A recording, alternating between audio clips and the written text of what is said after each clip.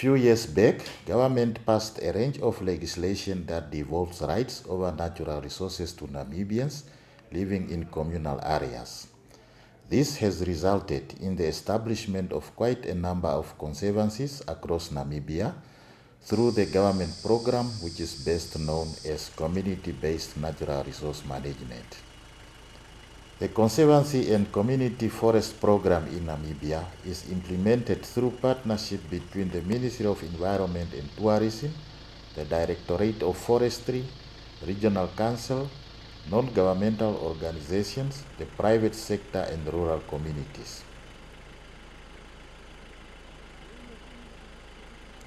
In the northeastern regions of Kavango East and Zambezi regions, a number of conservancies such as Moduva Nyangana and George Mukoya in Kavango East region were registered in 2005, while Salambala, Impalila, Kasika, Kwandu, Mashi, Mayuni, Sikunga, Sobe, and Uparo conservancies in Zambezi region were registered between 1998 and 2005 respectively.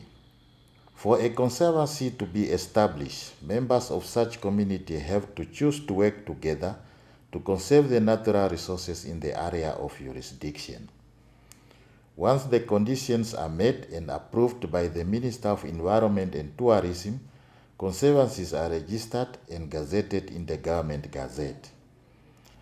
It is after registration that a conservancy acquires new rights and responsibility to the consumptive and non-consumptive use and management of wildlife.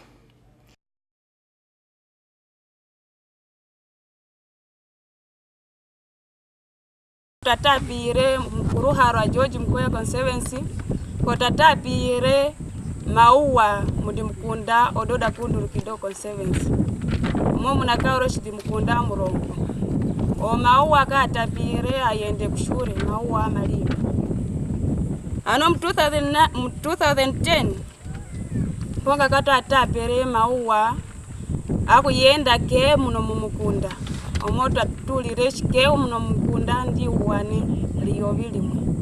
Consumptive rights include the conditional ownership and use of game that can be hunted as trophies or used for local consumption by conservancy members, harvested for commercial sale of meat, or capture and sold as live game.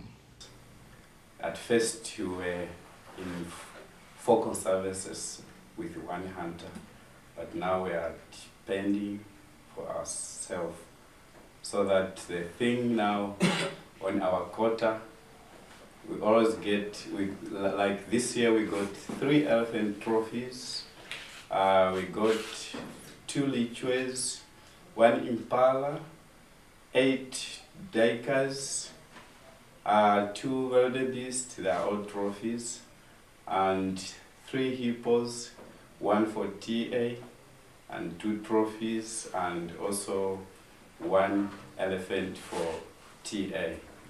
Non-consumptive rights over wildlife create opportunities for tourism, enabling conservancies to establish their own community-based tourism enterprises or to enter into joint ventures agreement with private sector entrepreneurs. Basket weaving and harvesting of devil claw as well as craft selling by conservancy members is one of the income-generating opportunities that are developing in some of the conservancies. Revenue generated in this regard top up the income that conservancies generating from quotas of game species that the state is giving to conservancies for trophy hunting.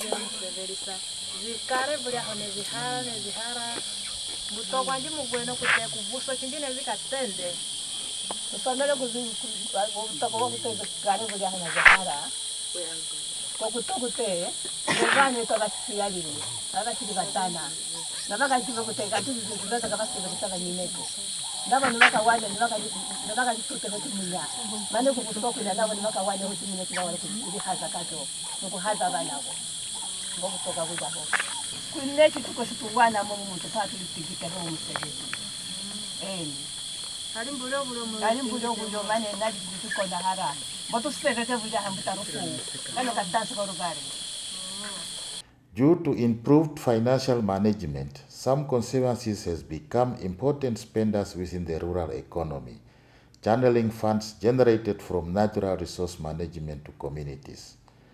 Prior to the establishment of conservancies, the revenue generated by tourism and other sectors was significantly less, and almost all of it was drawn out of the area by businesses based in urban centers. Unlike in the past, an increasing proportion of generated revenue stays now within the conservancies to be used by the community themselves. Yeah. Abininga bya muri oshiri unene bi munjira. Aho yira twenka bakuruwa na kunike kuna tiri ne. Aho shoshi ninge shamuri unene. Ya kutandashi oyi hone transi. Oyi 50. Yeah. Yeah, nagwani kesha? Awan fandu.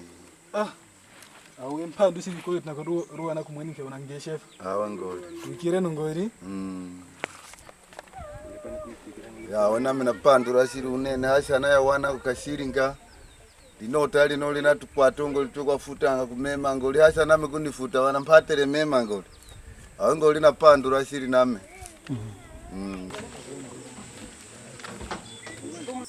My name is Carol Peter Ndumba. I'm the warden for CBNRM in Kavango region, based in Rundu. With regard to the ministerial policy regarding conservancies, it came about as a result of the visionary government of the Republic of Namibia's desire to have communities have the rights or ownership over their wildlife and even tourism establishments. So, in order to do that, an amendment was made to the Nature Conservation Ordinance number 4 of 1975. These paved the way for conservancies to be established in communal areas. In the past, these communities did not have access or even rights to derive benefits from their natural resources, although they were living in the areas next to where the wildlife were causing maybe multitudes of problems. You know, the human-wildlife conflict incidents is very much prevalent in our communities. So by having communities derive benefits from their wildlife through conservancy formation, it has made it possible for these communities to benefit from their natural resources directly from activities such as trophy hunting and even joint ventures, having joint ventures like businesses with private sector. Through effective management and modern market-based approaches, conservancies can ensure that the sustainable use of natural resources delivers a range of benefits to communities and individual households, thus contributing to rural development while ensuring biodiversity conservation.